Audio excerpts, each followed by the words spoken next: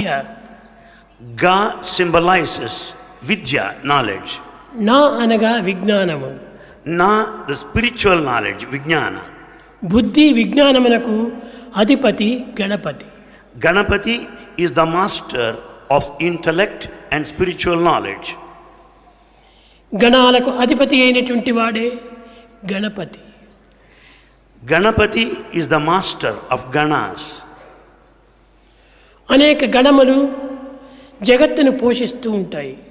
The whole universe is sustained by ganas. అట్టి గణములకంతా కూడాను నాథుడైనటువంటి వాడే Ganapati. Ganapati is the master of all the ganas that maintain the cosmos. అందరికీ ఒక master ఉంటాడు, గురువు ఉంటాడు. కానీ గణపతికి ఎట్టి గురువు లేడు, తనకు తానే గురువు. Everyone has a master, a boss over him, but Ganapati has no master over him. అట్టి మాస్టర్ రహితమైనటువంటి యొక్క గురువు ఈనాడు జన్మించినటువంటి దినము. This is the birthday of the master of masters who has none above him. ఇంతియే కాక గణపతికి మూషిక వాహనుడు అని పేరు.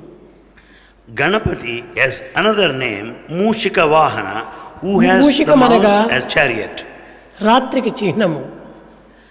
Mushika symbolizes dark night. ఈ చీకటి ఎందే ఈ మూషికము సంచరిస్తూ ఉంటుంది. The rats of the mouse move in darkness. చీకటి అనగా అజ్ఞాన అంధకారమే. Darkness stands for ignorance. అజ్ఞాన అంధకారం నందు సంచరించేటువంటిదే మూషికము. It is the rat that moves about in darkness. మొదలు వినాయకుని యొక్క స్వరూపాన్ని, వినాయకుని యొక్క గుణగణములను చక్కగా గుర్తించినప్పుడే వినాయకుని యొక్క ఫలితం కూడాను మనకు చక్కగా గుర్తించుటకు వీలవుతుంది.